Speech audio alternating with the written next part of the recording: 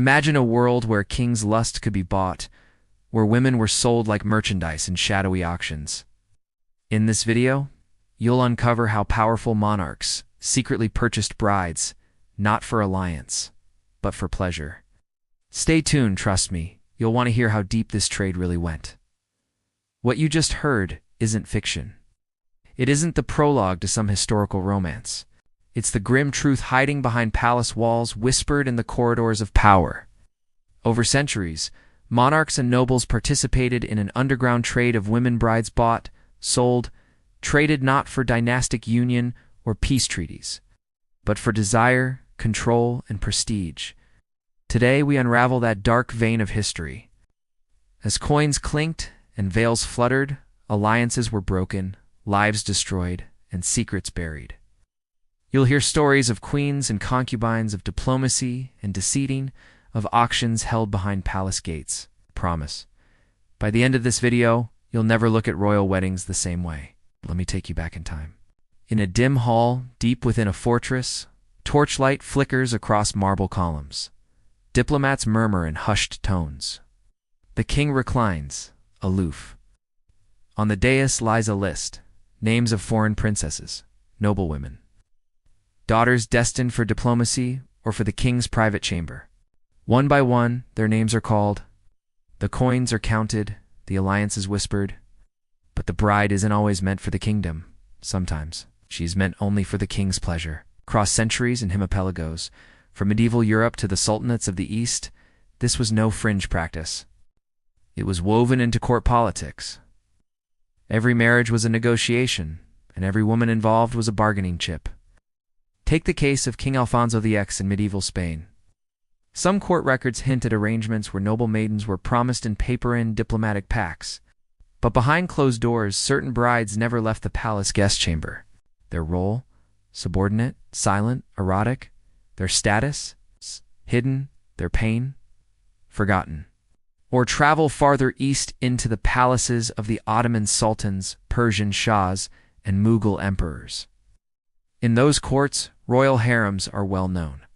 But the origin stories of many women in those harems trace back to political deals, covert purchases, or even outright kidnapping cloaked as alliance.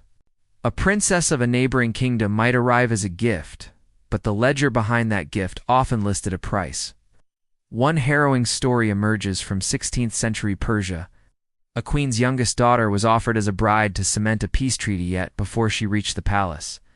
Secret agents intercepted her, sold her to a high-ranking noble in the king's inner circle, and she disappeared from records under her original name.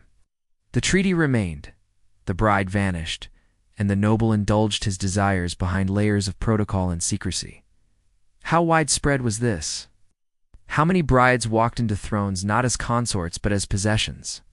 Let's wade deeper. In medieval Europe, dynastic marriages were staples of foreign policy. Kings and queens wed to seal treaties, merge kingdoms, or claim territories. But when a princess was given, she often came with an unspoken price, sometimes literal, dowries, tributes, political favors, and secret payments behind closed doors, all blurred into a gray market of human transactions. In certain courts, courtiers whispered of purchase pacts, shadowy side deals complementing the official contract. Reigning king might promise to support a noble's claim if he delivered a bride from some defeated courtly, to later retract and pocket the bride as his special companion. Documents rarely survive, but rumors persist in court chronicles, diaries, and letters. One such whisper, in the 12th century, a southern Italian king secretly bought a noblewoman from a rival baron. The baron, indebted and disgraced, had no recourse. The noblewoman supposedly entered the king's harem under the guise of marriage, but in reality, she was kept separated, hidden from public ceremony, and effectively removed from her family's influence. Local clerics protested, but they were silenced, threatened, bribed. Another piece, diplomatic letters from early modern Europe sometimes mentioned the bride's extra cost or supplemental fee for royal favor. In one missive from a Venetian ambassador, he notes that one of the king's marriages had been enhanced by a private payment, not for her dowry, not for her access. The phrase might sound quaint today, but it likely masked a darker reality, a covert purchase to ensure the bride remained within the king's private domain. We turn now to Asia, where the line between bride and concubine is sometimes blurred in court ritual. In China's Ming and Qing courts, for instance, women entered the inner court through official selection processes. But parallel to those formal mechanisms ran another route. Agents smuggled women, sometimes princesses, from border tribes. Sometimes daughters of minor nobles into the palace under forged credentials. Some were entered as concubines, others as secondary consorts, depending on who paid more behind the scenes. Persian and Ottoman courts likewise had marketplaces for women, though not in the open marketplace you might imagine. These were shadow auctions, whispered in corridors, held in secluded wings of the palace. Sometimes, emissaries from one court would bring a princess as a gift, but with fine print and sealed scrolls stating she could be reassigned or purchased later. In the Ottoman Empire, we often hear of princesses given as tribute. There's evidence that some of those tributes included secret payments or exchange clauses. A princess might be sent to the Sultan's court, but her original kingdom would retain legal rights. If the Sultan wished to reassign her for pleasure, a behind-the-scenes payment would satisfy the original court. It's a murky record, but it shows how transactions and power converged. Imagine the inner sanctum of the palace, torchlit corridors, women in veils, corridors of eunuchs. No, the king's favored courtesan is introduced as a sister-in-law, a ward of the crown, or a princess. But in reality, she came via a transaction, her name, lineage, and identity obfuscated to suit the story. One tale speaks of the Mughal Emperor Aurangzeb. His court records mention a princess from a border region purportedly given to him. But letters uncovered in Persian archives suggest that she was, in fact, purchased from local chieftains. The local chiefs recorded receipt of payment, but the emperor's court omitted any accounting for it, so public records show only the diplomatic gift, while secret ones track the coins. Once she arrived, she had no public ceremonies, no prominent status, just a quiet isolation. These stories are chilling, but they reflect a deeper power dynamic. Women, even royal women, were rarely fully free. Their fates depended on allegiance, military might, and cunning deals. Behind every grand procession, there might have been a backroom contract. Some of the bleakest accounts come from the peripheries where central authority was weaker. In frontier regions, custodial warlords or tribal leaders sometimes sold the daughters of vanquished rivals to powerful kings or nobles. The buyer would claim she was a princess of a lesser realm, but her lineage was often fabricated. She entered the royal court as a bride, but she was truly a commodity. Take one 17th-century border war in Central Asia. A khanate fighting its neighboring sheikdom captured many women. The victorious Khan sold a group of them to a powerful sultan in the heart of a neighboring empire. Officially, the sultan accepted them as diplomatic gifts. Unofficially, he paid gold. Chronicles record the sultan's mistress receiving gold, jewels, and gifts, audacious wealth that matched the high price she commanded. The region's historians note she was not a wife, but a treasure. And think of the moral and human cost. These women were uprooted, disoriented, separated from their families, names changed, identities erased. Some might hope to be honored. Most became forgotten faces behind veils. Their children might carry royal lineage, but their mothers' stories were lost. Certain chronicles do preserve prayers and poetry written by such women, veiled references to loss, to being far away from home, to the sense of being purchased flesh.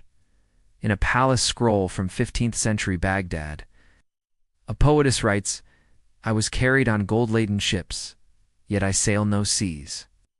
I wear silk spun by foreign looms, yet I know no womb but grief." These lines hint at something deeper, that wealth could deliver women, but not comfort. Let's pause and gaze at us, the modern viewer, viewing this through the lens of today. We find it monstrous, criminal, horrific. But in those times, rulers often ignored the humanity of women. They were political tools, symbols of status, and, at times, secret troves of pleasure. To expose this history is not to shame a single king at S, to acknowledge that power and gender have always been entangled in dark bargains. As we move into the later centuries, the practice didn't vanish entirely, it transformed. European colonial courts in Asia sometimes leveraged old customs. For instance, Western officials in British India documented local rulers presenting women to British officers as consorts or gifts. though many of these cases were coerced or manipulated. The language of gift often masked pressure, obligation, and financial transaction. British colonial records include reports of women given to officers, but sometimes colonial agents noted secret bribes or payments to local rulers. The lines blurred. In one British India district, a local Raja allegedly sent a young noblewoman to a British major, calling her a gesture of friendship. Yet on the side, the major reimbursed the Raja in secret funds. The marriage itself was never publicly registered. She lived quietly, away from British society, her name rarely spoken. Colonial records speak of her as the native wife, but a hidden ledger suggests she was procured. Back in Europe, the modern nation-state and legal codes eventually curtailed overt bride purchases, but the echoes persist. Forced marriages, bride trafficking, sexual commodification, these are part of the same continuum. By tracing the ancient roots of power and purchase, we understand the roots of modern abuses. Now you may ask, how do we know these stories? How can we confirm that kings truly bought brides rather than simply receiving them through alliance? The answer lies in whispers, marginalia, personal letters, secret treaties, financial ledgers buried in palace archives, and diaries that never made it to grand libraries. Some historians have pieced together accounts from hidden notes in diplomatic dispatches, footnotes in travelers' journals, and rare cryptic references in memoirs. The evidence is fragmentary but compelling. One historian uncovered a 14th-century ledger in a Spanish castle library, lists payments to a noble house with a vague notation for the bride beyond the dowry. Another chronicle from Persia records that a certain princess arrived with gifts, gold, but local records show a payment from the court to her father after her departure reverse ledger entry. In Ottoman archival records, hidden payments to border governors appear in the margins of tribute records anonymous, but marked for the princess. Some scholars caution these are shadows, not full portraits. And yet the shadows are consistent, scattered across cultures, centuries, continents. The pattern repeats: powerful man, political need, bride, secret payment. The bride becomes the nexus of diplomacy and desire. Let me tell you about one particularly haunting case. In 18th-century Persia, a regional governor's daughter was selected to marry a neighboring king as part of a peace treaty.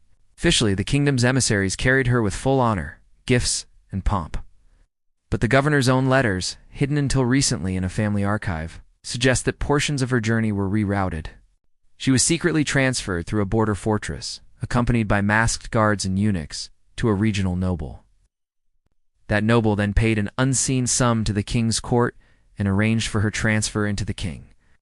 As private quarters days later bypassing the public entrance, by the time she entered the palace, she had no named ceremonial status, only a private chamber. Her public life vanished.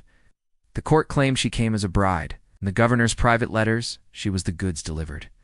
This case chills historians because it shows the full cycle: public diplomacy, secret transaction, private possession. As we approach modernity, these practices fade or become illegal, but the memory persists. When we hear of royal mistresses, ousted princesses, or concubines hidden from view, we must ask, how many of them walked into those roles as purchased property, rather than willing partners? Now, I want to be clear. This isn't simply a tale of sexist cruelty. It's a story of institutional power.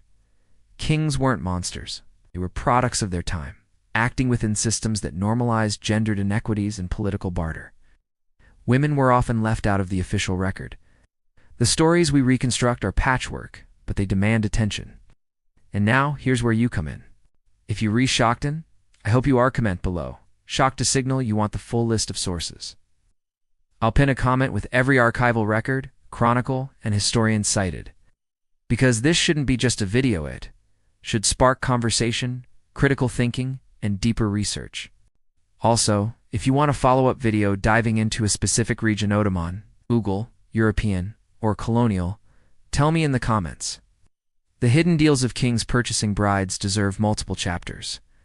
Before we wrap, reflect. Whenever you see a royal wedding in a period drama, wonder, is the bride really a political gift or a secret bought commodity? And remember, behind every veil, there may hide a ledger, a promise, a human being. If you've stayed with me this far, hit the like button, subscribe, ring the notification bell so you don't miss more like this, when we'll explore the women's stories themselves, their resistance, their voice, their survival. And yes, I'll include full source documents, archival links, quotes, everything. Comment shock now if you want the sources full list in the description. Until next time, may history's hidden gods whisper louder than silence.